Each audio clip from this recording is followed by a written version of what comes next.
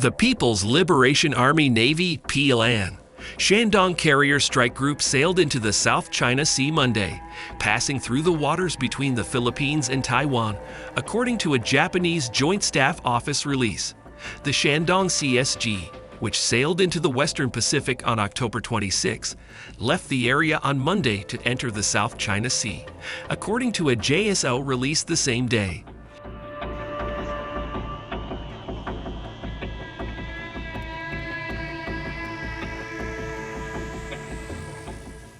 A Japanese maritime self-defense force destroyer shadowed the Shandong CSG while it was in the Western Pacific, USNI News previously reported. In the Monday release, the Japanese Joint Staff Office included each sighting of the Carrier Strike Group between October 28 and Sunday. A total of 3 JMSDF destroyers were involved in shadowing the Shandong CSG, though likely these were on a single destroyer rotational basis rather than all 3 simultaneously shadowing the PLAN CSG.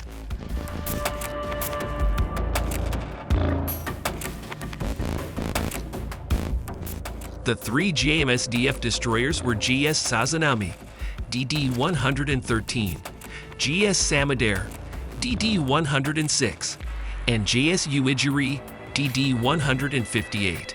A total of 420 fighter launches and recovery, and 150 helicopter takeoff and landings were conducted by Carrier CNS Shandong 17 and Japan Air Self-Defense Force, JASDF, fighter aircraft scrambled in response to fighter launches by Shandong, according to the release.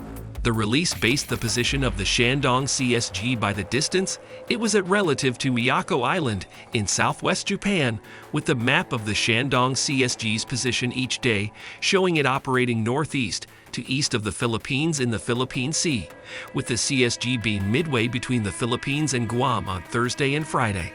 The Shandong CSG deployment to the Western Pacific is the 3rd one it has carried out this year.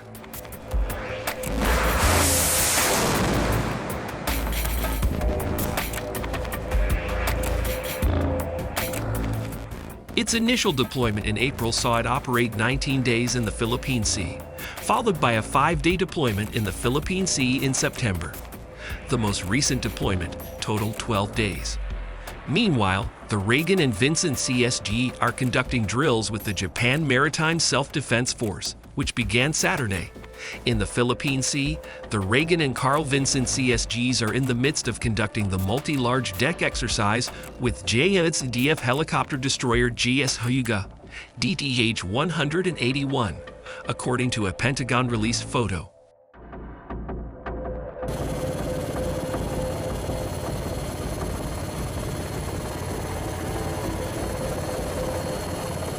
The drill began on Saturday and ends Tuesday, according to a JMSDF release Monday, and is taking place in the waters south of Okinawa. The Reagan CSG comprises of Carrier U.S. Ronald Reagan, CVN-76, with embarked Carrier Air Wing, CVW-5, cruisers U.S. Antietam, CG-54, and U.S. Robert Smalls, CG-62, and destroyer U.S. Shoop, DDG-86.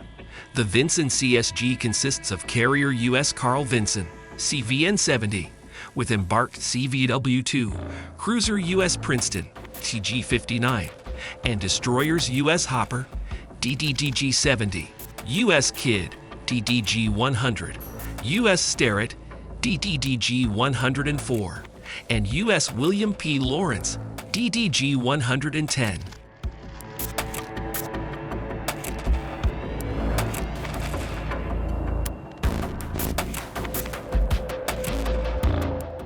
The Reagan CSG wrapped up a port visit to Manila on Na Von, while the Vincent CSG, along with Australian and Canadian forces, will take part in the Japan Maritime Self-Defense Force, JMSDF, Annual Exercise 2023, held from November 10 to 20 in Japan's seas and airspace, as the Republic of the Philippines and other Asian nations chafe against the People's Republic of China's sweeping claims to the South China Sea.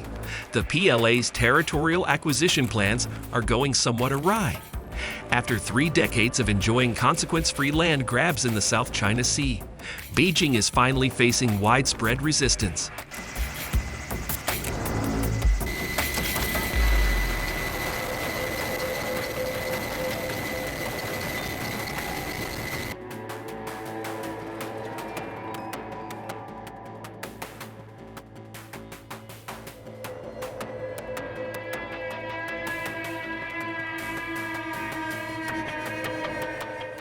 If China's Communist Party wants to keep the maritime land grab machine going, dangerous new approaches, just short of outright war, may prove difficult for China's party leaders to resist. China knows the days of easily acquiring territory in the South China Sea are over. With the Philippines fed up, carrier strike groups moving into the area, and other Asian nations openly backing the beleaguered archipelago, China may face internal pressure to move quickly, outflanking global sentiment to consolidate their illegally seized grab bag of islets, reefs, and other sea features.